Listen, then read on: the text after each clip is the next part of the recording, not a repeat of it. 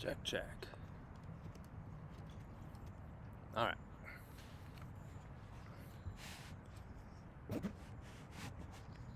We are Mike and Leah, and we are finally going to share the story of our big summer Catholic road trip 2024. So, hi. Hi. Welcome to the front lawn.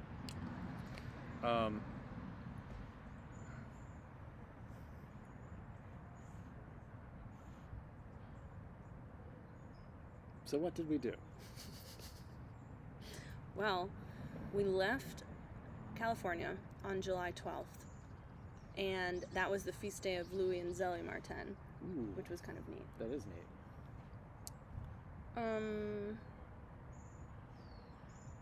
I wrote in my diary, this must have been from Mass in the morning, accept, embrace, don't disparage the imperfections.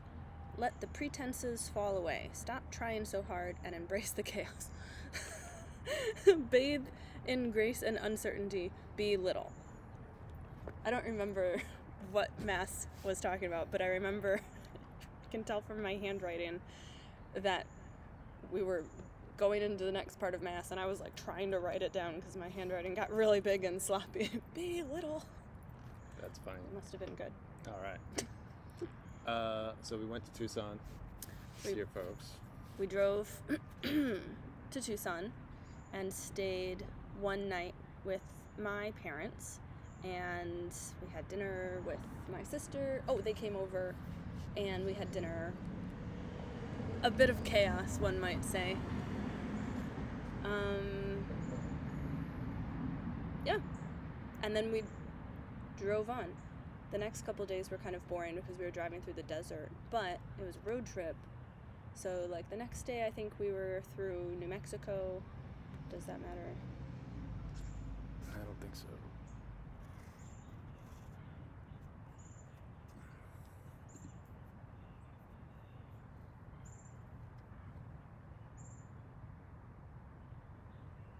I think we're good. Okay. And we stayed in Albuquerque, right? Yes. And we went to that cool church of St. Philip Neri. San Felipe de Neri. Yes. The old church in From Albuquerque. Like the 1590s or something. Is that right? I don't know. Was it? I'll look it up. But I thought it was super duper old like that. It's old, for sure. And it was in Old Town Albuquerque. Oh, and so that was a Sunday Mass. So we went to, so it was like a high Sunday Mass. And they asked us, because we were visiting, to bring the offerings forward. Yes. That was neat. We've never done nice. that before. That was nice. That was very 1706, by the way, it was built. sweet. It's pretty early. Yes. Oh, we slept in our car. That was in Albuquerque. Oh, right. That was like the Albuquerque. one time we slept in the car and we Yes. were like, this Because- isn't going to work. Right, because so we bought this big SUV about a year and a half ago because we realized we could sleep in it. And we have a couple times on road trips, and so we were going to try to sleep our way across the country and not spend tons of money on hotels. But we decided it was just worth it after doing it once. to get the hotels. To get the hotels, yeah, because it just wasn't comfortable enough, and we had to be able Too to hot in the desert stay in the awake summer. for a lot of driving each day. Doesn't feel safe. We want to be somewhere near a bathroom, but that's always near the highway. And like weird people go to gas stations in the middle of the night and make weird noises. Yeah. Revving their cars at 2 a.m. Yeah, some of which you may be hearing right now.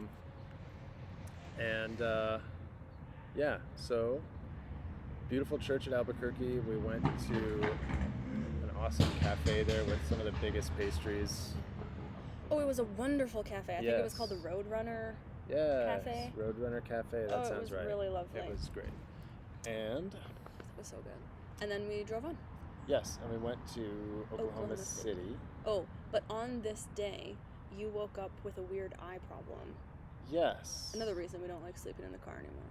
Right, because I didn't want to be blind while sleeping in public. I wanted to be able to like identify people who were scaring my wife in the middle of the night. So I slept with my contacts in, which is usually fine, but it something was not correct. So it made it itchy. It just irritated. Just my eye hurt, and there was nothing like visibly wrong with it. It was just red, and it hurt, and So it you hurt couldn't- too much to see out of. To Couldn't like drive most of the day. Yeah, I couldn't drive most of the day. So Leah drove most of the day. They don't like doing. Um, And but it was mostly Oklahoma, and they're very nice. Everybody's very nice in Oklahoma. I very much like Oklahoma. The weather I was think it was perfect. maybe it was the day after. Are you sure? Because isn't it New Mexico to Oklahoma to St. Louis? Yes, but the eye was kind of at its worst in St. Louis. Oh, so it was in Oklahoma that it went bad. I think it was overnight in Oklahoma that went bad. Oh, So well, that was a hotel. This is not spiritual or interesting, but like It does matter though, I guess it does. because I bought these super cool sunglasses that fit over my prescription glasses, so I was able to drive. And they're super dark, so they took the stress off my eyes. And that was part of it. What were you gonna say? I had to drive most of the day. We heard. It was very stressful. Yeah, you did great. Thank you. Yeah, so Oklahoma City and then St. Louis, where we stayed with your aunt, Yes. who is married to a retired Protestant pastor, who was very patient listening to us gush about the Eucharist. They kept asking questions. Yeah. We had a wonderful time. My aunt and uncle in St. Louis. We stayed 2 nights with them. The full day that we were there in St. Louis, we planned to go to the cathedral, The basilica of King St. Louis IX. But huge rainstorm, like their biggest rainstorm that year. Massive. And Thunderstorm, and we were going to do it anyways. We were going to go across town and we were going to go to the cathedral. But as we were trying to get on the highway, we could already see an accident ahead of us on the highway, and it's just raining sheets. And we decided at the last second, let's not get on the highway. So we did not get on the highway. We dived into a restaurant parking lot. Yep. And we're just gonna ride it out, wait for the storm for like 20 minutes. But it kept raining, and then we looked at the menu of the restaurant, and what did it have? It had barbecue ribs. It was basically a barbecue restaurant, and barbecue is my favorite food in the world. And it also had matzo ball soup and latkes and like quintessential Jewish fare. It was somehow a New York deli and barbecue restaurant in middle America with all baseball paraphernalia. Yeah, it was It a was very like trifecta.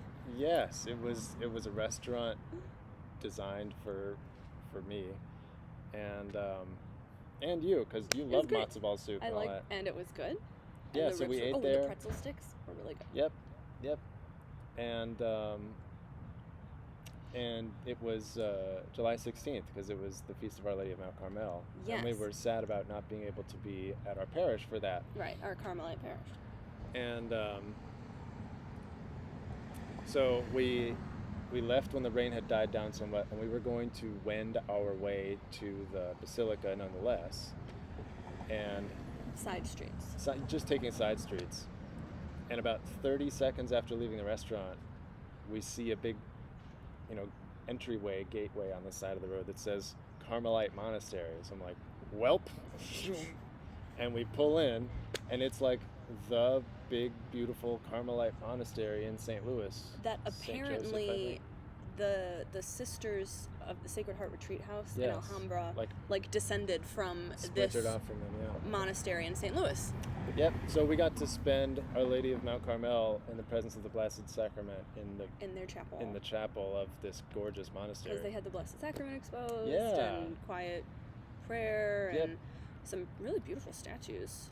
Yes, it was a beautiful church. Very reverent people were there, and then we bought a little statue of Our Lady of Mount Carmel, which we acquired at her monastery on her feast day, That's right. and took some nice pictures of Leah. And Our Lady brought us to a Carmelite monastery on her special day, even though we were 1,500 miles from home. Yes. And it was very special. Yep. And So after that, we went back home. Yeah. And just went to the Basilica the next day on our way out of town, and it was superb. So the next day, July 17th, we were aiming for Indianapolis for the opening procession of the Eucharistic Congress. And is it still going? Yeah. Okay. But we wanted to go to the cathedral in the morning, and it's massive and beautiful and like not something to see in 30 seconds on your way out of town. Right.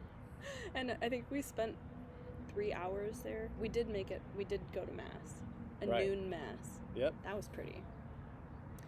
But then we had to like rush out of town, and we're gonna make it for what, 7 p.m. Okay, this is what we were trying to do. We wanted to get to the Congress opening thing at 7 p.m. in Indianapolis, but we're coming from St. Louis, which is doable in one day, but we didn't remember time zones. Right. So we lost an hour as we crossed in Indianapolis, and suddenly we're like, oh, this is getting tight. This is getting tight. And then like our air filter and air conditioning stopped working for like the last 45 minutes, and we were like, come on, car, we gotta get there. And I wanted to like check into our Airbnb, but that wasn't an option anymore. And then we needed to get our registration in time, but that wasn't an option anymore. But luckily, everybody else was having the same problem. So we didn't have to get our badges in order to go to the thing. So anyways, we ended up throwing our car in the nearest parking lot and running to the stadium and getting down to any seat that we could find about 15 seconds before the procession came in with the perpetual pilgrims. It was like 3 seconds. Like we stepped into the row and we're about to sit down, and then they were like, your first group of pilgrims arriving from, St. Louis this morning. Right, yeah, from San Jose or something. Yeah. And the San Junipero Serra route of the Eucharistic pilgrimage so across beautiful. the country walked in right like at the same time as we did, and we just felt like Our Lady has guided us here and made the timing perfect, because this journey that had been 5 or 6 days by now came down to this little 10-second window. Yeah. And it was awesome. And that was really beautiful. So they came in. Oh, I have like goosebumps still thinking about it. They came in, the pilgrims from the 4 routes that were marching across the country with Jesus in the Blessed Sacrament for months. They came in holding the portraits of the patron saint of their route. It's really beautiful. and then they brought Jesus in. Yeah. And we had like silent adoration for like half an hour maybe. And then kicked it off. Sister Miriam was there, Father Josh Johnson, somebody else, another co-host. Anyways, opening night was really nice. I was like a little tired and a little crabby and a little cold, so I was like, can we skip this? But we stayed for the whole thing, and it was good. And then we went back to our Airbnb. Yep. That all worked out fine, getting in and everything. But we needed to get our badges the next morning, and so that we could like actually attend the Congress. And they had said like, we know the registration lines were like really long, so we're gonna have more people available to help with that in the morning. It opens at 6, so good luck. And we were like, oh man, we don't want to like miss a bunch of the Congress standing in line for the registration, so we'll just get up really early. So we got up at 5:15 or something. 5:15 Eastern time, which was 2:15, 3 o'clock. 3:15, Yeah, 2 o'clock California time, and we went to bed at like, I don't know, midnight probably. It was that was rough, but we got our badges. There was nobody in line. So that whole day was great, but by, I don't know, like 1 o'clock, I was losing it. Oh, that morning we went to the first mass of the Congress, which was awesome. At about 50,000 people. Maybe a little less because it was the first day, but tens of thousands of people there for mass. I wish you could just see the memory in my mind of all of the priests coming in, and then like. Yeah, in case it wasn't made clear, the masses and the main talks are all held in a NFL football stadium. Yeah. So like as big as stadiums get in America, that's what we were using for mass, and they were mostly full, like 2/3 to 3/4 full, All the way up. and plus seats on the floor. And the opening processions for the masses would take 30 to 45 minutes, as priests would process 4 abreast, 4 at a time, row after row after row after row, and then all the bishops would come in 2 abreast, row after row after row after row, and there were at least like 1,000 priests and deacons and 200 something bishops and a good handful of archbishops and a cardinal or two, because Pope Francis had sent a representative, and Tons of altar servers. It was and just epic. tons of religious sisters. Yep. It was epic organization for the whole process of the Mass, and the distribution of communion was very impressive. So like, how do you do that in stadium seating? Every section had its own like religious sister assigned to it, and then every priest had an altar server or a deacon helping. And so there's like, it's like a team for every section. And so if you're up in the stadium seating, the sister would come and release each row, and then they'd go down and out and like out And there into would the be concessions usually area. 3 or 4 priests per section at least.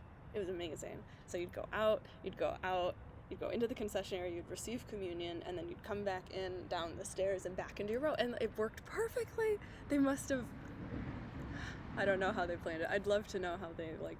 Yeah, it did not take longer to do communion than on a typical Sunday Mass when church is full. No way, it took so long. Like it didn't take that much longer. Maybe twice as long, which you would think is It a took lot. like 45 minutes. I know, but if you're receiving communion on Sunday and that takes at least 25. All right, get over it. Next thing. Each Mass took about 2.5 hours. Yeah, but it wasn't a slog. It Wasn't a slog. It was very just, cozy. it was very meditative and cool, and nobody stumbled. Nobody fell on the stairs. Nothing was desecrated. It was really Yeah, we didn't well see done. anything like that. Yeah, it was great. Yeah, so that first day, there after Mass, there's breakout sessions, and the expo hall is open with a bunch of vendors and books and everything, which was awesome. Bye. Bye.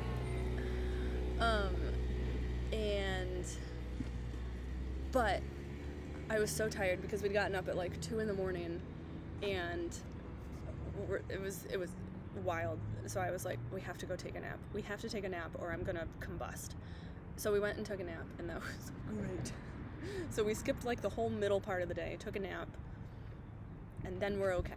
And then we went to the evening sessions, and that was the night that Father Mike Schmitz, was it that one night? Yeah, I think Yeah. it was that night. Yeah, it was Thursday. Father Mike Schmitz did his talk on like the story of, I guess, the story of the Eucharist through the Bible, like with Isaac and Melchizedek and like the whole thing. Yeah, and he was pretending to be on the road to Emmaus, speculating about what Jesus would have Right. said to enlighten the scriptures for Clopas and his companion. Definitely look that up on YouTube. It's on YouTube. Father Mike Schmitz, National Eucharistic Congress. Yeah, it's like 30 minutes long and it's so good. It was really good, and that in particular, after that, they brought Jesus out in the most beautiful monstrance, designed and blessed specifically for the Congress, and we had just like silent adoration for like half an hour. At least.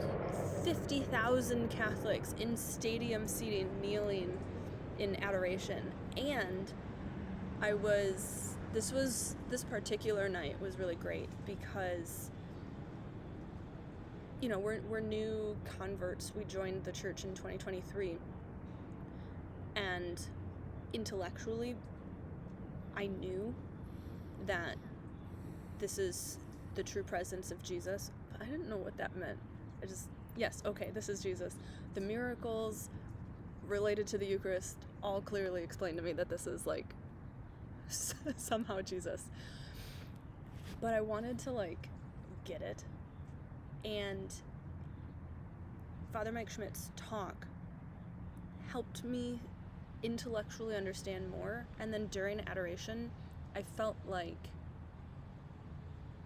Jesus gave me that heart knowledge that this is really him.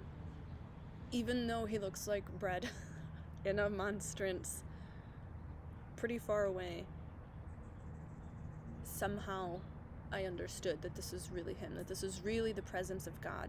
And the kind of concept that went through my mind to understand that was thinking about the Israelites. They would carry the Ark of the Covenant, which contained the presence of God. They'd carry him into battles when he told them to, and they would win their battles. And so I don't know, somehow I understood in the Ark of the Covenant, the presence of God is contained in there. And if you were to, like, take away the Ark of the Covenant, like, somehow you might be able to see the presence of God. And apparently, I guess, the high priests, when they would go into the Holy of Holies once a year on the Day of Atonement, could see somehow the presence of God. Like, it wasn't just an empty room and they were like, I hope he's here. Like, they could see him. And that's why they were so scared and had to wear, like, a rope around them in case they died and had to be pulled out. So I was like, if the presence of God was there with them then, and then Jesus' passion, the Last Supper, all of this, the presence of God is still with us, but in this new way. And this is what we receive every day at Mass. I was like, wait a minute, this is the presence of God? So anyways, I have a new understanding thanks to the Eucharistic Congress. Like, we go to, our church has a perpetual adoration chapel, and we go there a lot. He could have given me that heart knowledge anytime, but he chose to unleash it there at the Congress. Because, you know, they were talking about, like, God really wants to, like, just pour out graces, and I'm like, I'm sure he does, but, like, why doesn't he just do that anywhere at any time? I don't know, but he really was pouring out graces at this Congress. So anyways, that was one of mine. Awesome. Yeah, amazing. And just cycle back to Father Mike Schmidt's talk. One of the things that he emphasized was there's, you know, it's nice to get together and psych each other up about a revival, but he emphasized that there's no revival without repentance. So he told this stadium full of people, y'all go to confession. Like, seriously, nothing's gonna happen unless y'all go to confession. And so we did. And we were still a little tired and grumpy. Oh yeah, it's like 11 o'clock at night. It's like 11 o'clock at night. We got up at 5 in the morning. We took a big nap. We've walked all around. There's people of literally every age everywhere. And, we're just finding stupid little things to complain about and not, able to fully appreciate what's going on.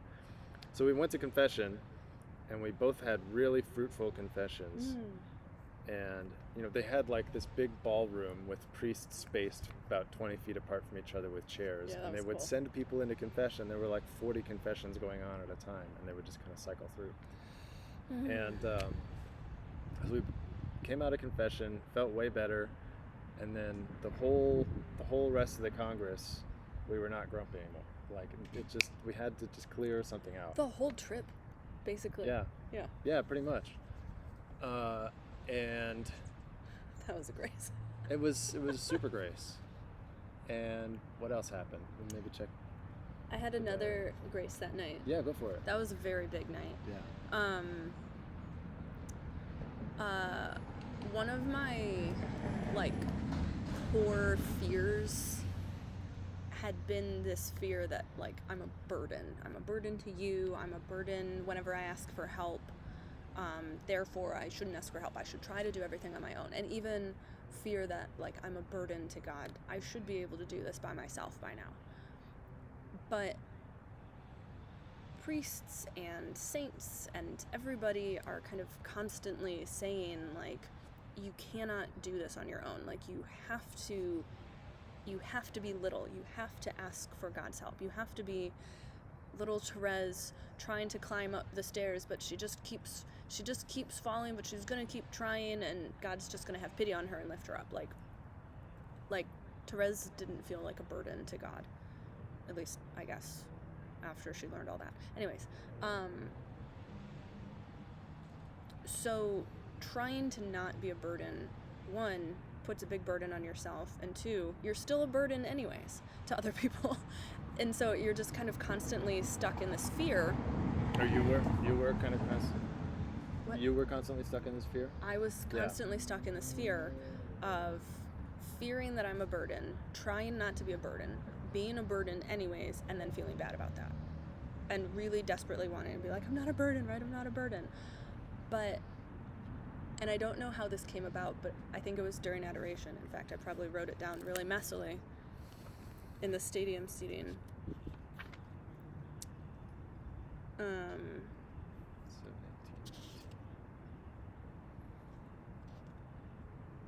It was too exciting. I wrote it down later because it was such a big deal.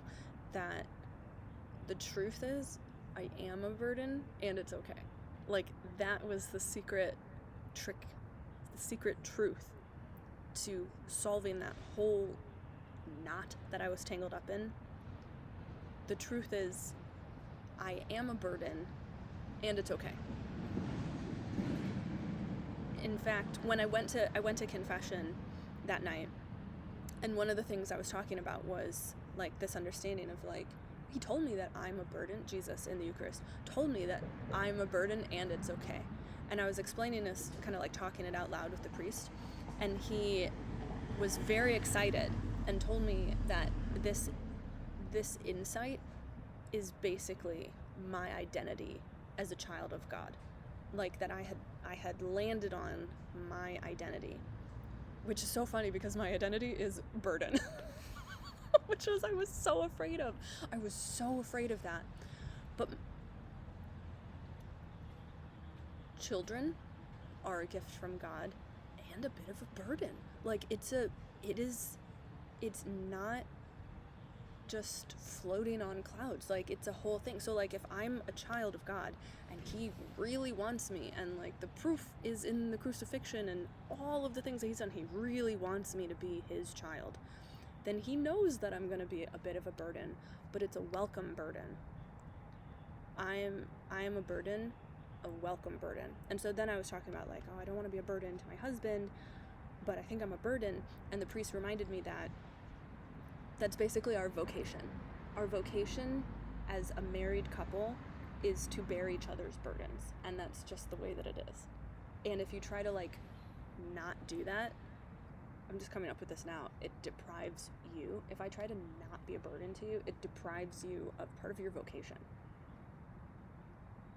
So just live. Just live. It goes both ways. It goes both ways. Well, it's been really helpful too, because now I don't have to resent you as much. Yay. It's like, wow, he's so burdensome. Why do I have to deal with this burden? It's part of my vocation, and part of a contractual marriage, a covenantal marriage. Right. We bear each other's burdens. It's a welcome burden. Yeah. And it's that insight has been helping a lot, because it's an entirely new life now. Yeah. Other than our Catholicism and a couple other things, we really are quite opposite to one another in the way that we operate and prioritize things and stuff like that. I just love chaos, and you just love order. The first thing he told me on the first day of our trip, embrace the chaos. Right. Well, I'm right here. If you ever need an incarnation of chaos. That's why we got State Farm. Yeah. Oh no, it's Allstate, I think. That's the chaos guy. Duh. Oh well. We got State Farm. Anyway, yeah, that was really cool. And then it was just what? The third day? Yeah, maybe we don't have to go every day. Maybe we go by graces. Right. Bishop Barron and Jonathan Rumi talked, and that was super cool. That was Those cool. are both on YouTube as well. They were, okay. There was so much to do at the Congress and like honestly we had to skip some things in order to go to the things that we really wanted to do. And even then we were still way back, very far away from the stage, which was fine because they had these huge screens. So you could see Jonathan Rumi on a huge screen, but if you kind of like used your binocular eyes and looked at, you could see him this big on the stage. There were so many people. Yeah. I know a lot more things happened. I just don't remember what they were right now. That's okay. Let's go by graces. We're still only at 7:18. That was day one. So I know. Hang on. Okay. Just trying to solve problems. Okay. Definitely watch all of the videos from the Congress. One that I really liked was, I think Sister Miriam was telling a story about early in her postulancy, maybe. She had kind of like a failure, she felt, in her vocation that she was discerning. And a priest saw her crying in front of the Blessed Sacrament and said, "Is Jesus asleep in your boat, sister?" And she said, "Yeah, he's asleep in my boat." And he said, "Give him a pillow." And she just suddenly went, "Oh, I'm doing a bad job. Watch her video." But like, if Jesus is asleep in your boat, so to speak, remember the disciples were like, "Wake up, there's a storm." And he was like, "What are you worried about?" And for the longest time, I was like, the storm? Like, obviously I'm worried about the storm. But like, it occurred to me from her talk, if Jesus is asleep in the boat, he must not be worried. It must be okay. So like, even though it looks really bad, if Jesus is asleep in the boat, he's not worried, therefore I don't have to be worried. And so she said that she's like, okay, all right. So in her mind, she kind of gave him a pillow and then like curled up under his arm and just kind of like waited out the storm under Jesus's arm, which I thought was really beautiful. Yeah.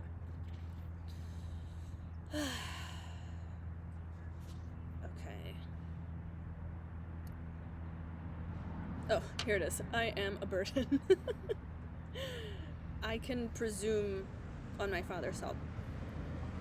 Because I'd been going through this like, oh, well, I'm a very mature Christian, even though I'm a baby Catholic. I'm very mature and shouldn't presume on God. I can do this. But the answer is always the opposite of what you would expect, because our minds are acute and we don't know things. So the answer is presume on God. Be a child and ask for his help. Don't try to do it on your own, because you can't.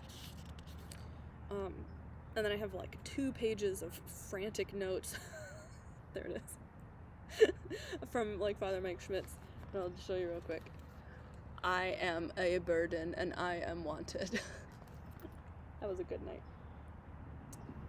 Families are made to be in communion with each other, therefore we care for each other's burdens. That's sacrificial love. Let's see. It's right and just to bear each other's burdens. It's properly ordered family dynamics. That was really helpful. Learning the proper order of things as determined by God has been immensely helpful in navigating our relationship. Totally, because the modern philosophy is the total absence of philosophy, where everybody is expected to figure out for themselves exactly the right configuration of priorities for everything in the entire universe. But the church has actually worked out a great deal of this, if not in a certain sense all of it. And we've just benefited so much from going, well, what's the prioritization order that the church teaches, and just implementing that. And it always works out better than we could have planned or tried to figure out on our own. Mm-hmm. Hi, good morning. Hi there. I wrote down at Emmaus, the disciple and his companion, whoever that may be, they weren't part of the 12. They were part of the like other disciples who followed Jesus, and they were so depressed that he had died, and they were like basically leaving Jerusalem because they're like, man, we thought he was the Messiah, but he died, so we're leaving. And Jesus, the resurrected Jesus, comes to them, but they were prevented from recognizing him. So like he did something so that they couldn't recognize him and thought he was a stranger. And so he's unlocking the scriptures for them. He's teaching them basically from Genesis to now, this and this and this. And this is Father Mike Schmidt's talk. He lays it out really well. But what really stuck with me is they invited him to stay with them for dinner, and he says, all right. And then he took the bread, broke it, blessed it, and gave it to them, which is the same sequence of events that took place at the Last Supper. Took the bread, blessed it, broke it. Maybe I'm doing it out of order, sorry. And they were prevented from recognizing him until the breaking of the bread. They recognized him in the breaking of the bread. And what was so interesting about this is they're not part of the 12. They weren't at the Last Supper. They didn't see the sequence of events and go, oh yeah, Jesus did that. This wasn't a memory that they were having, that they were like remembering, oh yeah, that's him. This was like the first time for them, but they recognized him in the breaking of the bread, which is the Eucharist. It's the Mass. So they knew him at Mass, basically. And then he disappears because the point was made that he was in the bread. Yeah. And then they were so excited. Hi. Love the setup out here. Oh, thanks. It's a nice day. Inspiring me for my morning coffee. All Definitely right. do it. Yeah, they recognized him in the way that he chose to reveal himself to them in the breaking of the bread. Yeah. He could have been like, yo, it's me, Jesus. You don't have to be sad. Come back to Jerusalem. He spent the whole day with them and then revealed himself in the bread. This is so important, and it's a line that when I was Protestant, I just went, that's weird. Bread, whatever. Why would he do that? I love being Catholic. What do we do next? Okay, well... maybe we should do a separate episode for like our insights and stuff. No, I think this is just going to be a long-form discussion. All right. People just have to Deal with it. bear with it. If you're interested, you're still listening. Okay. Okay. Despite all the car noises. Yeah, don't mind the car noises. It's, Off right up. Another insight from the Congress was recognizing that, like, you are the body of Christ. I am the body of Christ. The whole stadium that I'm, like, looking down on was the body of Christ. We saw the body of Christ do the wave. We did see the body of Christ do the wave, which was really neat. I want you to splice this I could probably put that with the video. videos and the photos that we're talking about. It might be doable. Go for it. Okay. Anyways, that was kind of an insight because I like people, but like not strangers. I don't Not like that much. I don't really like strangers that much, especially on a massive scale. So like actually, I was like really kind of struggling with some anxiety about how many people there are and like trying to do all these things and like expecting everybody to be mean and bad, but actually everybody was really great. And I don't know, I like saw one of those evenings, I think during adoration, kind of the body of Christ, like Jesus in body form, like kind of laid over all these people, and I could like see like, oh wow, this is like the torso of Christ, like this whole section, and these are his arms and his legs, and man, that was cool to be in a stadium full of the body of Christ. That was cool. Okay. If you want me to move on, I'll move on. I should have organized this by places that we went. After the Congress, it was my birthday. Wait. Is there anything else we wanted to report about the Congress? St. Francis of Assisi was kind of playing with us for a while. You have to explain it if you're going to bring it up.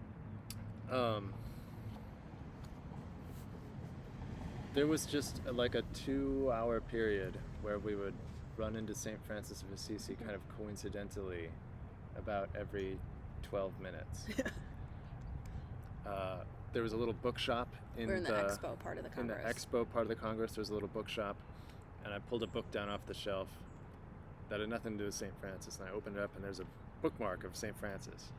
And then we went to talk to some girl at a booth about Catholics dealing with LGBT issues, and like, because my brother is in that like world as an activist, and I wanted to learn how to communicate with him. And we talked to this girl at the booth for a while, and it turns out that she has this big St. Francis of Assisi tattoo on her arm. And there was like and then there was a book, third order Franciscan who approached us and said, "Oh, the Holy Spirit told me to talk to you guys, and you know, you have something to tell me, I have something to tell you, and then go see St. Maximilian Kolbe over there." And I don't know. Anyway, St. Francis was just sort of like playing with us, batting us around like a cat, and that was interesting. We're still not sure.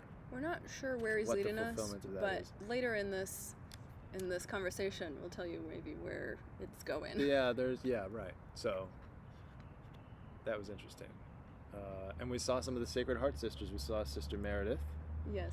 from down the street from St. Therese at the Sacred Heart Retreat House, and she was lovely. We had a nice little conversation and caught up, and it's just fun to run into our friends in different places around the country.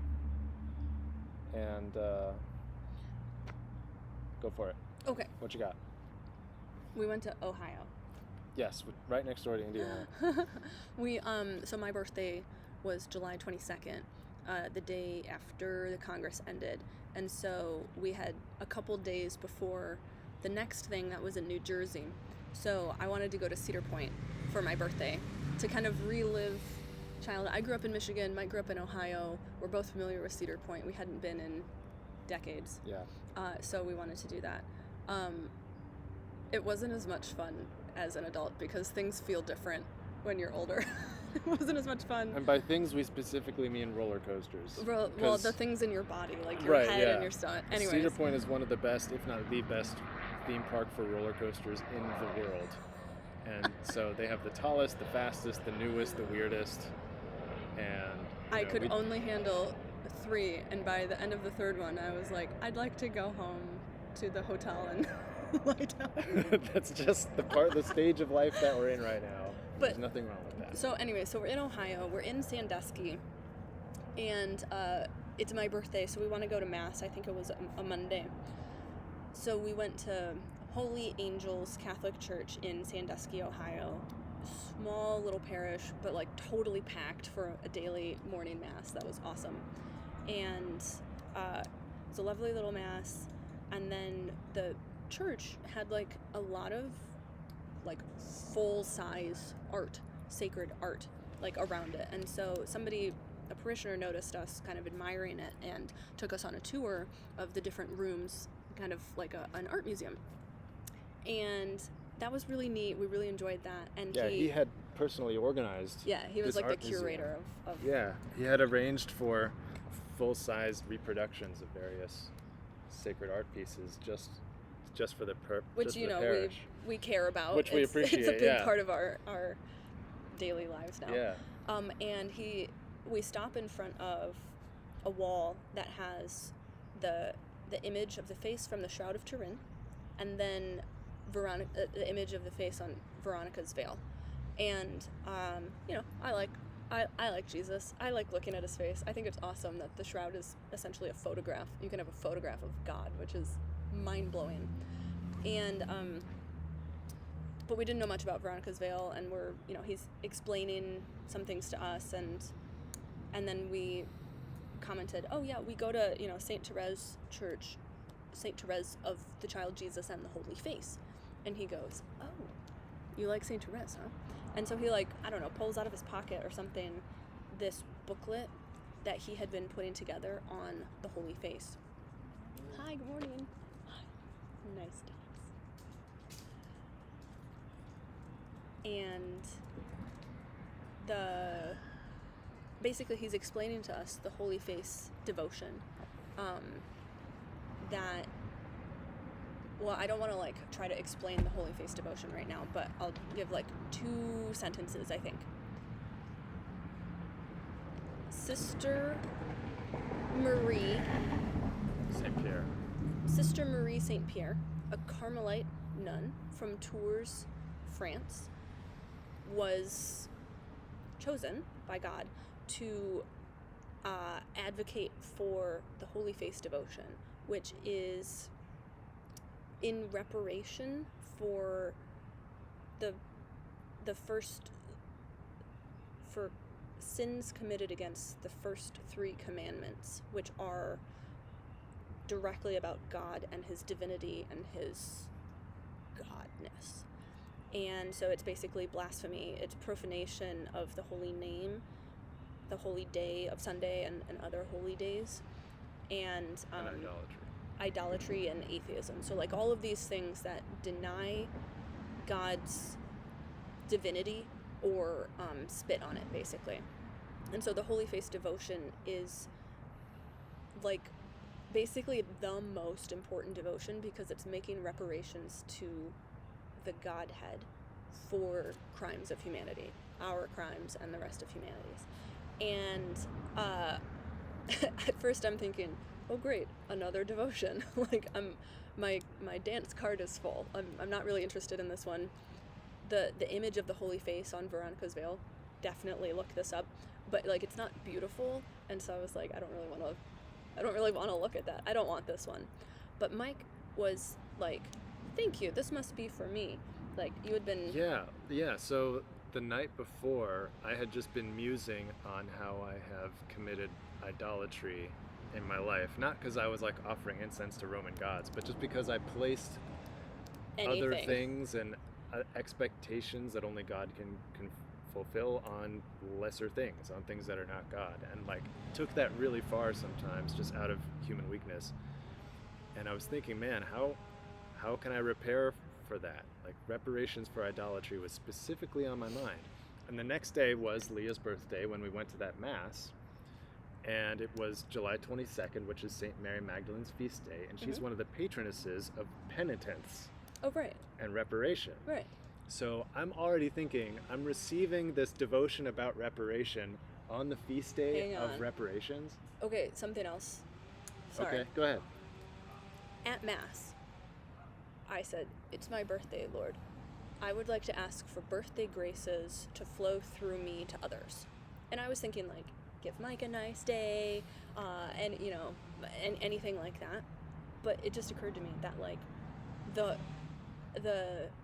golden arrow prayer, which is about, it's a prayer that Jesus dictated to this nun to make reparations for blasphemy.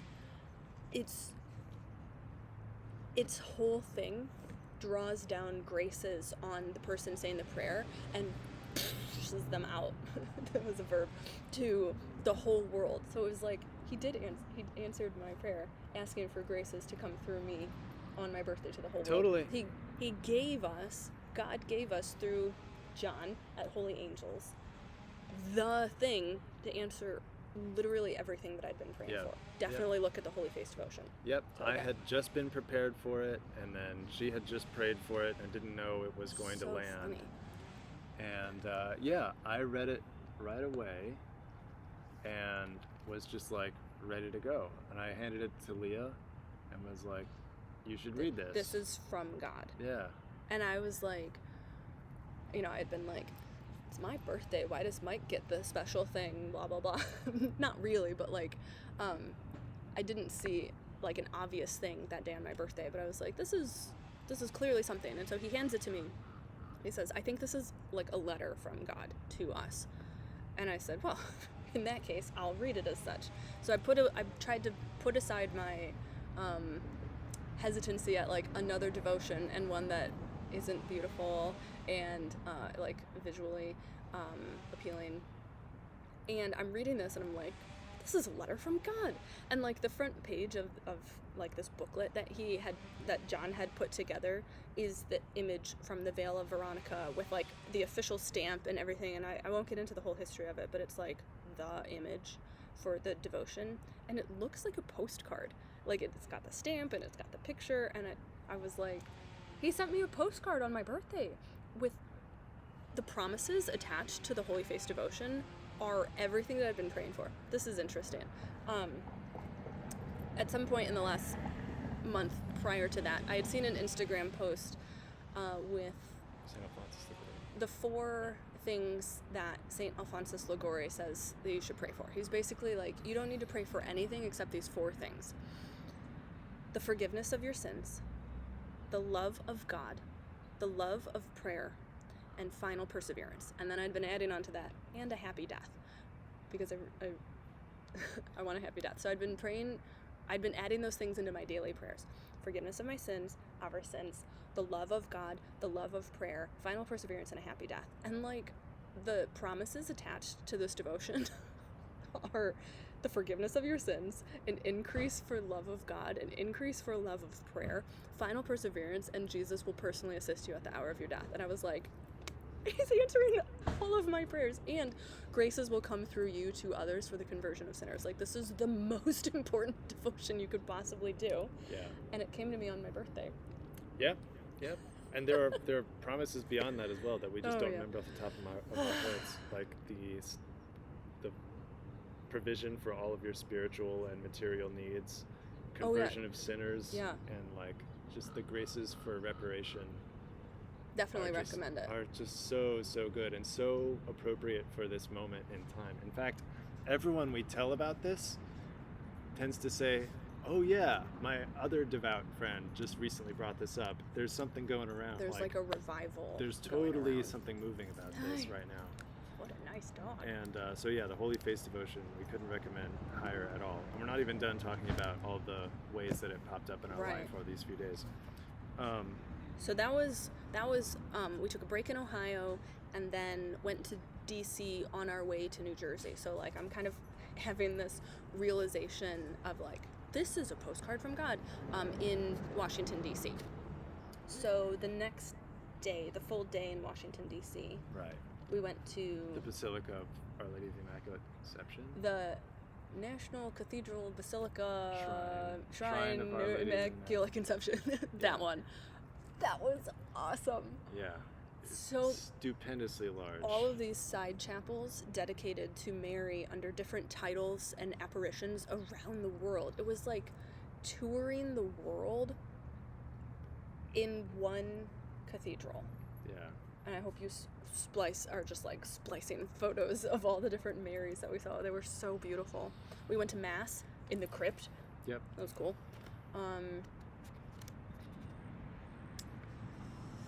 That was really beautiful. And then St. Pius. Okay, so there was a couple fun little prayer experiences there. One was we were visiting Our Lady of Hungary in her little side chapel because my dad's side of the family are Jews from Hungary, and so I was praying for my dad and my family to Our Lady of Hungary, and I thought for a second, I just started like asking for Saint Stephen of Hungary's intercession, and I was like, I brushed him away because I was like, we're in Our Lady's chapel. This isn't about Saint Stephen. And I finished my prayer. I turn up and get around, and Leah's pointing at something in the wall, and it's a little window with a reliquary in it, and there's Saint Stephen of Hungary. First class relic. He was personally there, and just sort of like, ask me. Yeah, he not now, Saint Stephen. I didn't know he was there right now. Right. Yeah, right. What are you doing in my prayer? Well, he was there. He was right there.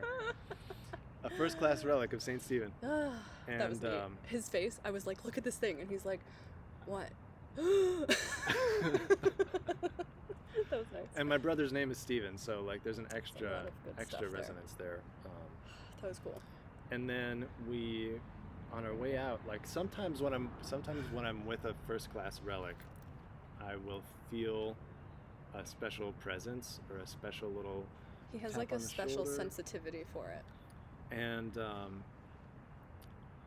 we were at a monument. We're trying to rush, like we are out of time. Oh yeah. And I'm like, okay, we need to go. Right. But and the relics. I have to visit every relic I possibly can, just because there's just something special. I really just get that. We were at a monument to Saint Pope Pius X, and there was a little relic of him, and I touched my rosary to the reliquary, and I felt him settle upon me, and I was like, why are you reaching out to me? Like, why are we friends? And I stayed with him and just let him give me a little. Hi, good morning. Hi there. Good. Very well. How are you? Look at your little doggies. We're nice. Don't worry. Well, we can worry if you want. You look like nice dogs. Yes. I'm sorry? They look like nice dogs. Can I say hi or no? Yes, Oh, sure. please.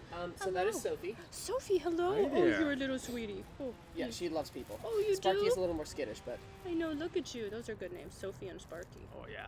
Oh, you're so soft. Hello. Thank you for visiting. Oh, hello. Look at your little head. Yes. Oh, I like to make dogs happy. they love people, so. You're so good. sweet. Oh, look at your eyes. They're so big. Hello. It's nice to see you too. Yes. Hello. Oh, Come on, buddy. have a nice day. Have a good day. Yes. Oh, we gotta you're get you sweet. guys inside so you got before it gets too warm. Come on. Time to go. Yeah. Bye. Thanks for visiting. Yeah, of course. Uh-huh. Come on, let's go. Oh, those are little. Have a good day. Bye. Thank you you. too. I like to call this time of day the dog parade. Right. It's still cool and people are walking their dogs. Right. So I was with the relic of Saint Pius X. Yes. Oh, I- St. Pius X. I hung out with him for a bit, and then we were on our way. And we'll come back. We'll swing around back to that. Yes, because we found out later why he was saying hi. Right. We'll swing around back to that. Okay, so. Oh, we were rushing to go to Mount Vernon before it closed. Right. Okay. So we wanted to go to Mount Vernon because on our drive, Leah had encountered a rumor that George Washington had a really blessed, May have had. a really extensive apparition from the Virgin Mary during the Revolutionary War, in which she made very descriptive predictions about the future of America And the wars. and the wars and the Revolutionary War. And she personally counseled him and called him Son of the Republic. Son of the Republic. Look and learn. Yeah. That was like the main. And these are you can find these stories online. We'll include a link perhaps. Whether or not it's true, It sounds Up like to you. it sounds like It- her style, it and sounds it does like seem a classic kind of vision. right. And it does seem like the predictions have all come true. Those that have had the time to come true. And he may or may not have converted to the Catholic faith on his deathbed. We heard we that saw. as well. We heard that as well. So we wanted to go to Mount Vernon to see if George Washington was a saint and to ask for his intercession. Because he's buried there. He's buried at Mount So, like, you Vernon in can- DC. You know, we go to pilgrimages to. I hope nobody thinks this is like heretical. Anyways. No. Like a big part of this trip was Praying praying for for America. America. We made these Our Lady of America T-shirts before July 4th, and they Oh, I sold have really the- well. And we made This one. yeah, on so we this made tote these bag. tote bags. Our Lady of America is the design here. Leah did this.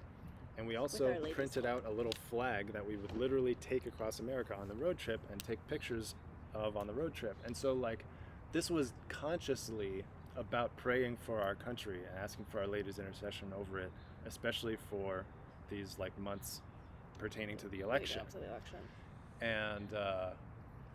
And she seemed really enthusiastic about that. She always supported those efforts when we made them. So we were like, all right, praying for America, let's go ask for George Washington's help. Son of the Republic. She the had a first relationship president. with him. And at the Congress, someone who we had given an Oh, Our yeah. Lady of America t-shirt to had graciously given Leah a gift as well. And it was a beautiful handmade rosary that's red, white, and blue. It had like roses and white pearlescent beads and blue, I don't know, some kind of beautiful rock. And it had the pardon cross on it. And it had the pardon cross. Behold this heart which has so loved man. Yep, which is one that I wear too. And just beautiful. So we wanted to go bring that rosary to George Washington's tomb and touch it there as close as we could and pray a rosary outside it. Kind of get a relic. Yeah, so to speak, get a relic of as George appropriate. Washington. Like, this is a private. I'm not saying that priests should get up and encourage devotion to George Washington. But we really wanted to get his help, because who's going to help if not him, right? Right. And he was a pretty devout guy, whether or not Yeah. he became a Catholic in the end. Like, he was a devout Christian. yeah. And anyway, so So we we did did that. that. We did that. We sprinted to Mount Vernon. To get there before it closed. Yep. And we paid $50 to get in just so that we could go to the tomb and pray a rosary. And embarrassed the heck out of everybody who was there in the last 45 minutes. Sometimes you just got to do that.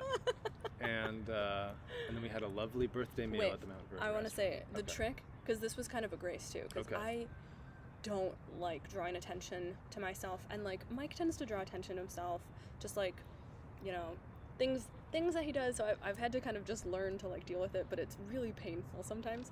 And so we were like praying a rosary out loud Like chant praying. while like people are like coming by and they're looking at us, and I was just like, I am not gonna make it through this whole rosary. I hate this. I'm gonna die. And I just felt like maybe Our Lady was like, just close your eyes. And so I closed my eyes, and like all the embarrassment went away. And like I could feel people like walking by and staring at us, and I just went, Hail Mary, full of grace. Like I just kept doing it, and nobody bothered us, and nobody came chasing after us. And the worst thing was I was a little sweaty embarrassed. But it was Yep. okay. Just Yep. close your eyes when you're embarrassed. Yep. So we did that, and then we had reserved a table at the Mount Vernon restaurant to celebrate both our birthdays, because we're 5 days apart, and we were like in the octave of our birthdays. Yeah, it was July 24th or something like that. Yep. And that was Yeah. fun, and the restaurant was kind of cool because they had like modern food, but also things like peanut soup, which was like a thing from back then. It was basically like peanut butter soup. It was very interesting, Yeah, but very filling. They were like recreating colonial dishes, like in a way that was really delicious. Fried green tomatoes, a thing I guess he liked. I had a fried green tomato BLT. Yeah, That was great. They had a special kind of flapjack, like a Hoe cake. cornbread flapjack. They called a hoe cake. That was really good. That was also delicious with like honey butter on it. Anyway, we had a really, aristocratic colonial meal. Yeah. Hi again. Hi again. Hi. Good morning. Nice to see you again. Hi. Hi. Hello. Hello. Hi there. I think those happy dogs. Yeah, so Ryan had a good weekend. And then Okay, so that we was Mount went Vernon. up to Then the next day, the next day we drove up to New Jersey because No. we went to Franciscan that's where that was. Monastery of the Right. Holy Land. Right. Okay. So in DC, there's this Franciscan monastery called Franciscan Monastery of the Holy Land, and what they have done is they have recreated the holy sites of Jerusalem in this particular church. They have like measured all the distances and stuff and arranged the church so that there's an altar to the Calvary at the relative height of Calvary, and then an altar to the Holy Sepulchre, the distance and height from actual Calvary to actual Holy Sepulchre. So you can pray So you can, at like the replica of the crucifixion, Yep. and then go down Mount Calvary, and just over there is the Holy Sepulchre replica. That was neat. yeah. And then we took a tour into their crypts. We saw some full scale first class relics, full full skeleton size relics, yeah. first class relics, and a couple other replicas in there. So like the Nativity and the Annunciation. Yeah. Yep. Basically, the Franciscans They have- have Bethlehem and Nazareth and Calvary and the Sepulchre in like this Jerusalem cross shape layout. and the Franciscans have charge of the holy sites. In the Something Holy like Land. that, yeah. The Franciscans have had special access or special charge of Jerusalem since St. Francis. Of the holy sites in Jerusalem, not like the well, I don't know exactly. governmental. But We're not sure. Look it up. Yeah. Since St. Francis went to talk to the invading Sultan In 1200 when something. he was alive, like 800 years ago, and the Sultan was like, I'm not going to convert to Christianity right this second, and I'm still kicking all the Christians out, but you Franciscans are all right. I like you. So you guys can stay. And ever since then, the Franciscans have had this special, like, protected guardianship status or something in the holy sites of Jerusalem at the very least. So in order to make it easier for Americans to do a spiritual pilgrimage without going all the way to Jerusalem, this Especially during war particular times. priest or abbot built this church in this way to make it possible for Americans to just go to the capital of America and make a spiritual retreat in Jerusalem. Yeah, that was neat. And they had brought over stones and stuff taken from the Holy Sepulchre and things like that in order to, provide the relic connection. And it was a beautiful place. In addition to that, fascinating, recreation. It was just a beautiful place also. And they had a replica of the Portiuncula that Saint Francis had his vision with the San Damiano crucifix, and so they had a full-size San Damiano crucifix, and that was pretty. Okay, so that was the rest of DC. That was the rest of DC. Then we drove to New Jersey through all the turnpikes. The worst traffic ever. The worst part was the DC traffic, but that was a stressful half-day drive. DC traffic Don't makes need to do that LA again. traffic look like a cartoon. Yeah. It's just not even. Okay, so then we got to New Jersey, and we were there for... We were there for a music festival in its second year called Catholicpalooza. And the goal, kind of like with our fashion brand High Catholic Casual, is to make, Catholic culture, Catholic music that is not liturgical and not like praise and worship, but true to its own genre while still being Catholic. So there's, Enoch was there, the Catholic rapper, and some Catholic rock bands were there, and this is pretty much exactly what I've been interested in doing. And it was on my birthday, so I remember finding out about this 6 or 8 months before we actually went, and seeing, hey, there's this Catholic music festival in New Jersey on my birthday. So God is saying you have to go. Obviously, these are pretty neon glowing signs, but it's in New Jersey, and I live in LA, so I don't know how we're gonna make it, but I guess God will just work it out. And lo and behold, He did. We ended up driving to New Jersey. That was just the solution. And so we went to New Jersey and had a great time. And I was hanging out with some friends up on the cigar patio that they very gratefully had at Catholicpalooza, and was talking to some friends that I had met. And one of them said, hey, you should go to Mass at Holy Face Monastery tomorrow morning. So we were all all right. Holy Face. We needed a Sunday Mass place. And Leah had actually gone home, back to the hotel to relax. So I'm on the cigar patio texting hey, look up Holy Face Monastery. And I had literally just been meditating on the Holy Face devotion. At that second, the phone, buzzes, and I check it to make sure Mike's okay. And he says, check out Holy Face Monastery. And I'm like, well, that's obviously a clear sign. Yeah. So the next morning we went to Holy Face Monastery. Pause. Okay. St. Pius X. Oh, right. So at St. Pius X appeared again at Catholicpalooza, in the sense that they were there was a promoter, there was some organization that was promoting a cigar night that they were about to have. And in case you don't know this by now, I enjoy a cigar and tobacco. Here's the paraphernalia. That's pipe paraphernalia, but I've been smoking cigars for about 15 years, off and on, not constantly. But I have a very friendly relationship with them, let's say. And on the advertisement for their cigar night, they had Pope Pius X and said, Pope Pius X is the patron saint of cigars. And I was like, oh, that's why we're friends. That's why you're reaching out. Because 2 days later, I was going to have a cigar, and I have a relic of you. And so I actually, I had a cigar in my bag, a very cheap one. So I actually took it out and touched it to my rosary that had touched St. Pius X's first-class relic. So I made a cigar into a relic and then gave it to that organization. I hope that's kosher. If it's I hope not, it's kosher I didn't too. have anything to do with it. Well, who was it? I think it was in The Hobbit. There was this line. It's not quite scripture, but in The Hobbit, I think there was a line that said don't check a bold, gesture of generosity with cold rationalism or something like that. And so it felt like this bold, generous gesture. I wanted to give these people who had just taught me about St. Pius X a relic of St. Pius X in the form of a cigar. I felt uniquely prepared to do this. Yeah.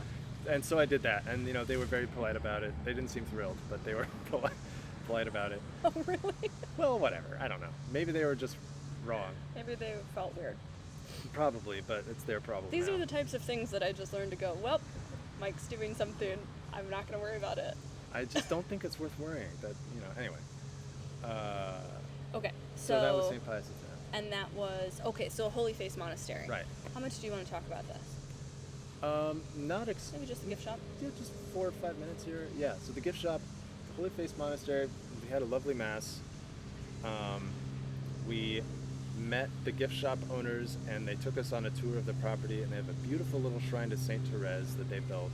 And Saint Therese actually appeared to the builder of the shrine in a dream and thanked him for it. And so we had a sweet little time there. And at the gift shop, what happened at the gift shop? Well, so another part of this whole trip is that we were taking some samples of our shirts and stopping at the various gift shops of the cathedrals and churches and things. And we weren't having a lot of success. The t-shirts just maybe aren't the right thing for gift shops right now. And so this was a pretty small gift shop. So I was like, they don't really look like they sell t-shirts. I don't really want to do it. But we were wearing our shirts, and they were like, wow, we love your shirts. That's so cool. And we went, all right, okay. So we gave them the samples. They were so excited. Actually, they were very generous, and they gave us a donation because we were trying to just give them the samples, but they're like, here, for the tolls, which I was like, thank you, because we had spent every penny we had in cash on the tolls on the way in, and we were like, we have to go to the bank, we're out of money. So anyways, they took care of that. That was nice. And they had just said, they were like, it's so funny, the person who came in and left just before you just asked if we had any t-shirts, and we're hoping for t-shirts. So nothing's come of this yet, but we were thinking, oh, that's interesting. They wanted t-shirts, they like our t-shirts, here's our t-shirts. Yeah, they're very sweet. They love St. Therese. Everything just kind of clicked into place. And it just felt like an ordained meeting, and it was at Holy Face Monastery, which just continued, the cookie crumb trail that the Lord had been leaving us for that devotion. Okay, so we left New Jersey. Mm-hmm. Oh, we drove across Pennsylvania. We took some winding roads because we were tired of paying all the toll money. So we took some winding back roads, which was neat. We stopped at the National Shrine for Padre Pio, something like that, yeah, in Bartow, Pennsylvania. Somebody had recommended that, and that was nice. It was huge and empty because it was there were no tour groups that day. But we got to venerate one of his gloves that had been on one of the stigmata wounds. They had that there. So we made some third class relics from that. Got a little Padre Pio. We got some oil. We got the whole shebang. And then tried to not spend too much time there because we're trying to get to Pittsburgh to spend the night with my cousin and her family. Super Catholics. That was exciting. We spent 2 nights there. Seems right, yeah. And we went to St. Anthony's Chapel in Pittsburgh. Now, if you don't know about St. Anthony's Chapel, it is the largest collection of relics outside of the Vatican. 5,000 to 6,000 relics. Absolutely incomparable number and quality of relics. All of the walls are glass cases of reliquaries. Yeah, pretty much floor to ceiling, it feels There were some skulls, which you don't find very often. Yep. There was a whole pile of bones from somebody. Entire skeletons, or most thereof. And the Holy Face was there. Yes, several of the original Holy Face authenticated, yes. Okay, maybe I'll just explain this. Okay. So Veronica's veil, Saint Veronica, while Jesus was carrying the cross, broke through the crowds and used her veil to wipe the blood, sweat, and spit off of his face. and as like a thank you for this consolation, he left an imprint of his face on the veil. Now this was 2,000 years ago, and the image has faded a lot, so it's almost hard to see. But in the 1800s, and this is literally the year after Sister Marie St. Pierre dies, so she's been advocating the beginning of the Holy Face devotion. Her job is done, she's gone to heaven. Like the year later, I think the Papal States Revolution was happening, and there was a lot of turmoil. It was not a good time, and so I think the Pope, somebody in Rome, ordered that the Veil of Veronica be set out for veneration for 3 days straight, and this was very unusual. They never did that. So they have it out for 3 days straight, and on the third day, the face enlivened on the veil and became a living face. A living face that is on the brink of death, and it's covered in wounds and bruises and bleeding, and everybody there goes, get the Pope, get the notary, get the people. And so they like called in the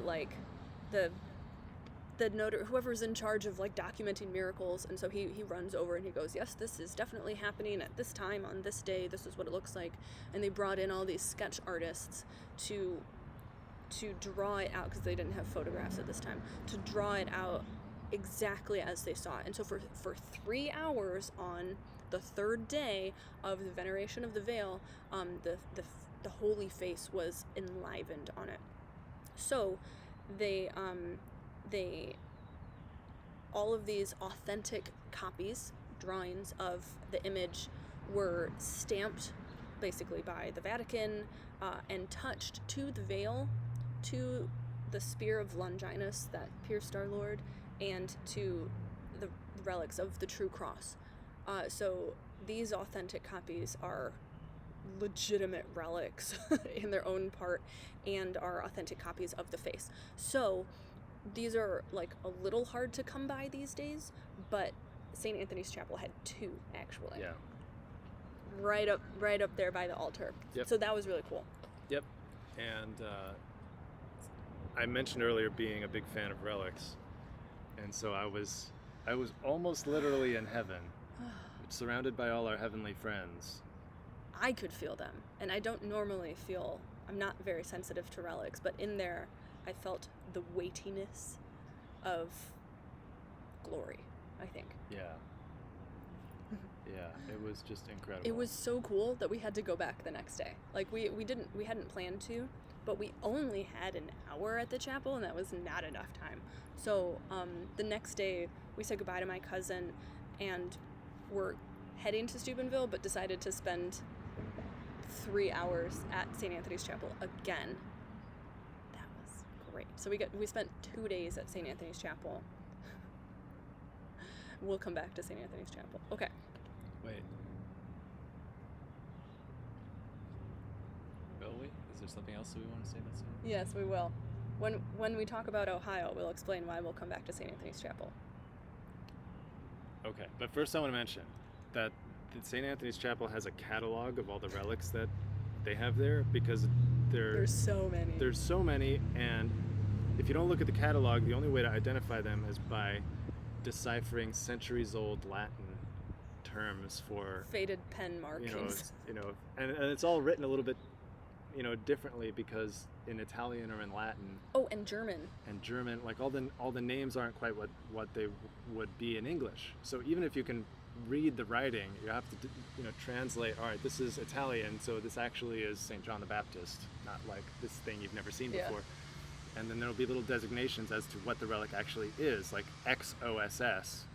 The OSS comes from the Latin or Italian word for bone. So XOSS, written on a relic, means this is a fragment of bone. And this was all explained in this big catalog of whose relics and what kinds of relics and where in the chapel they're located. And you look through this catalog, and there is no name omitted. There is no level of impressiveness that is not represented there, including Old Testament prophets and thorns from the crown of thorns, and Saint Mary Magdalene and Our Lady's veil and Saint Joseph's staff and Jesus's, sepulchral tombstone, swaddling claws, just everything. The 12 apostles are plus Saint Paul, minus Judas, of course, but the 12, all the apostles are in like the same glass case next to each other. It's intense. And then they're somewhere else too. Like they're everywhere. And then they would also have these giant reliquaries that have very tiny relics in very tiny little slivers, so that one reliquary would hold hundreds of beautifully organized relics. And I wish I could go into more detail, but it was just so fantastic. It was great. We were surrounded by our friends. And so I, being just pretty greedy about relics, was just taking my rosary around and just absorbing every single one that I could reach, just asking them to be my friend and to join me and be, join me in this rosary. We have some really intense rosaries now. Relic-filled rosaries. Yeah, and pretty much anyone I need to talk to or need to ask for help from, they're probably in there somewhere. And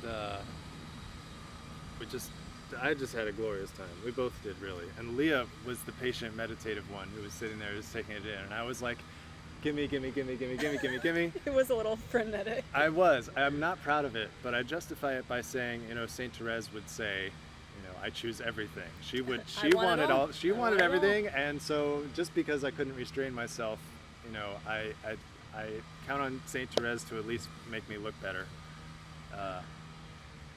In any case, okay, so we that went was on. St. Anthony's we Chapel. went on to Steubenville, which is only like 40 minutes away at this point. Oh yeah, Steubenville is 45 minutes away from St. Anthony's Chapel, and so we were going for the Hallow Summit at Franciscan, and also we had built in like an extra day or two to kind of hang out in Steubenville because Matt Frad says it's cool and a lot of people are moving there, and we were like, well, just in case. We wanted to go to the Chesterton cigar shop and things like that, cigar lounge. Just in case we wanted to spend some more time there. So the conference. The conference was great. Scott Hahn spoke, and that was good. There really was for me at least something special about being in person at one of his talks. Yes. Oh man, that was cool. Mother Olga was there. She was also at the Congress. Yep. Definitely look up Mother Olga. Yep, she's Jonathan awesome. Rumi was there. Yep. So a lot of our friends from the Congress were just on a smaller stage. Yes, so still small but much closer. Yeah. So in the meantime, we're staying at an Airbnb, a Catholic Airbnb in Steubenville. It was awesome. Attending the conference, but at the same time,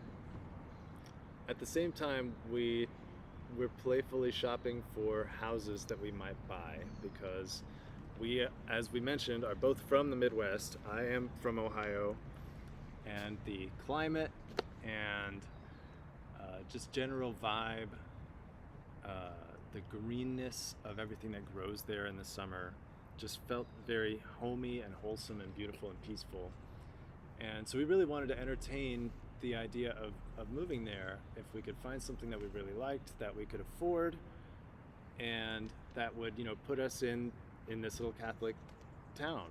And so actually, this is even before the conference. We went to Mass at St. Peter's, and immediately upon arriving, before we even entered, a nice lady approached us and said, "I feel like I should talk to you." And then she invited us to coffee with her Good morning. family after Mass. And she gave us a bunch of relics and told us a bunch of stuff, and she was into the Holy Face. Oh yeah, she gave us like 5 or 6 relics each. the Holy Face. She gave us a Holy Face 3rd class relic, right? Yeah, I'm not sure of what exactly, but it might be of the Holy Face. I would guess. Man, that was cool. And a relic of Venerable Leo de Pont, who was one of the major popularizers of the Holy Face devotion, Look him because through Leo DuPont, 6,000 miracles were documented. That is more than Lourdes. So when God is like wanting to show the draw attention. importance of a devotion and the validity of a devotion, he'll make all these miracles happen. And through Venerable Leo DuPont, look him up, a greater number of miracles was recorded than basically any other devotion, except you might, say the Rosary. But these are documented. They were through one guy in like this short span of time. Mm-hmm. And so it's like it's the most miraculous devotion. Holy face. It's the most miraculous devotion. And Saint Therese, of the Child Jesus and the Holy Face, her sister, upon her death, I think it was Celine. Yes. Her sister said that Saint Therese's devotion to the Child Jesus, as strong though and loving as it was nothing compared to her devotion to the Holy Face, which Saint Therese herself claimed was the source of all her sanctity, was like the secret to her piety and the fountainhead of her piety. And so the Holy Face has been dramatically overlooked in terms of its power and importance. And in this time of exceptional, blasphemies and outrages that we're all aware of, I'm sure. And comfortable with. I was comfortable with at least hearing other people blaspheme. Right. And now I'm not. Please don't blaspheme in front of me. Oh yeah, don't do it at all. It's really bad. No more blasphemy at all. It's apparently super terrible. It's and the I don't worst want to watch offense one TV can that has cause. blasphemies in it anymore. I know. And if you need to offer a reparation for blasphemy that you encounter, or that you say, or that you hear a movie say, or something like that, a good way to do it is just by saying, "Admirable is the holy name of God." Admirable is the holy name of God. Like in response to hearing blasphemy, in your head or out loud if you can. In a spirit of reparation, as a reparation, saying, "Admirable is the holy name of God," which, according to the Holy Face devotion and Sister Marie Saint Pierre, is a real consolation to heaven for blasphemy. Is a really important thing. In the meantime. Okay, so we're in Steubenville. We're making friends. I'm not done. Oh, sorry. So yes, just slightly more about the Holy Face devotion. So Saint King Louis IX, whose feast day was August 25th, about a week ago, is one of my favorite saints because he was a king and also a third order Franciscan. So he was living in the spirit of poverty, chastity, and obedience when his circumstances could not have been less favorable to these. Yes, his state in life was to be king of France. Right, and also imitate Christ. Like, he had to manage all these resources, deal with the fame and power of the utmost quantity, and wealth, and threats of all kinds, and concerns of all kinds, and being responsible for an entire nation like a father is responsible for a family in a very real sense. And he, in addition to like founding the Sorbonne, one of the best universities in the world, to this day, well, I don't know about their politics anymore, and he also instituted the building of Sainte-Chapelle, one of the most beautiful chapels in the world, to house the crown of thorns, which he bought with the royal treasury for a huge sum, and that still belongs to France. And he raised 11 children, and was just and he dined with destitute beggars all the time, like every day, and was just a fantastically holy man despite being a king. And this is a real consolation to me, because I feel, being a lay person in the modern world where all of us sort of live like kings in the terms of comforts and powers that we have. I mean, we all carry, at the very least, a library around in our pocket all the time. Saint King Louis IX comforts me and assures me that even though I have all this, wealth and power and comfort, relatively speaking, I can still be a saint. Like he was a saint despite every worldly material advantage and strength one could conceive of. In any case, so I love King Louis IX, and it turns out that because of his extreme devotion to suppressing blasphemy and getting rid of blasphemy. Like you'll notice if you Google Saint King Louis IX quotes or something like that, you will see that some of the most famous ones are really extreme statements about blasphemy and how bad it is, and how important it is to eradicate it. And some of these things are hyperbolic, and maybe we shouldn't take them literally. But I don't know, maybe we should. I don't know. In any case, he, because of his devotion to wiping out blasphemy, is the patron saint of the Holy Face devotion. Like, because God assigned him that, telling Sister Marie St. Pierre, I'm giving you like King St. Louis IX as protector of this devotion. Yeah. And so he was already in my heart for all these reasons. And the Holy Face was already in my heart from St. Therese and from our pilgrimage experiences. And now these two things are married. So St. King Louis IX is going to help us repair, for all the blasphemies through the Holy Face with St. Therese and everybody else who loves this devotion. Okay, pause. Can we move to the shade? Yeah. Just lift So, and move. All right. Give us 10 seconds. 10 seconds. Brief interruption. Wait. Oh, yeah, that's better. Oh, yeah. All right. We're in our lawn office. Okay, so why was I talking better. about that? Okay, so we're in Steubenville. Right, so we finally make it to Steubenville. You were talking about our friend who was also introducing us to the Holy Face. So it was like more Holy Face, but we're making friends in Steubenville. Right, okay, so through her we met a bunch of like the business owners in Steubenville and like long time kind of bulwarks of the community. We met several of them on the first day and just made got along friends with great. them. Yeah, they were lovely people. And I went to the cigar shop right away and met the tobacconist and hung out there, and we just had a great day on our very first day before we even went to the conference or anything. And it was a Friday, and on first Fridays In Steubenville. in Steubenville from May to October, they close Main Street and have a big party, and everyone comes. Catholic, Orthodox, atheist, meth addict, everyone comes.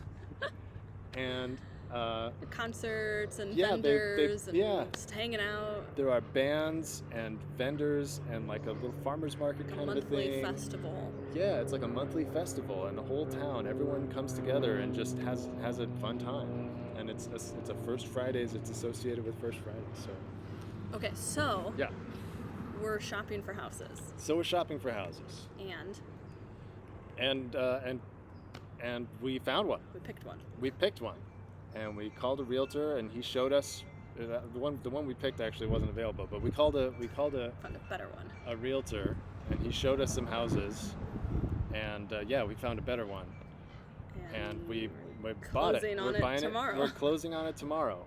So Ohio! pray for us if you happen to see this before tomorrow, which is not that likely. We're moving to Ohio. So yeah, we're moving to Ohio. Moving to Steubenville. This is the first house we've ever owned. We're and gonna own a house. We're gonna own a house. The wife is very We're excited, very excited. and I am too. And we'll have a spare bedroom if you ever come through. Okay, so we've been like we're talking about it so much that there's not really that much to say, but we bought the house, we close on it tomorrow, we're moving in mid-October. Yeah. It's gonna be great. Our cat's coming with us.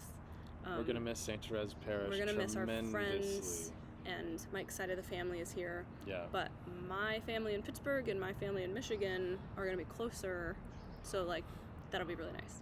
And my family in Pittsburgh is Catholic.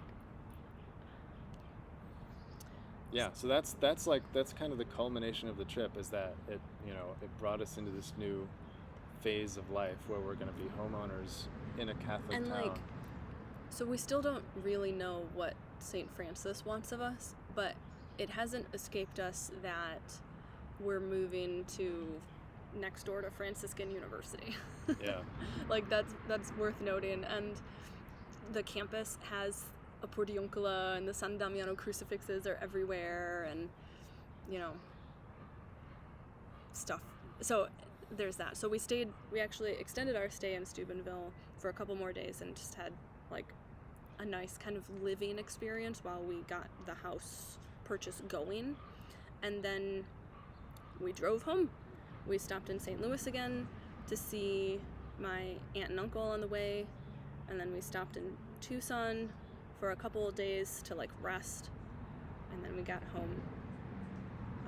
August 15th or something. Like about 1 month, Yeah. couple days since we left. And we were driving the whole way. Yep. But we were fine. It was fine. The end. Yeah. That's Oh, about hi. right. Good, how Hello, are you? good. Hello, Willow. Hello. Becca. Yes. I got you this time. Hello. We saw her bigger twin, Sage. Oh, Sage, yeah. Yes.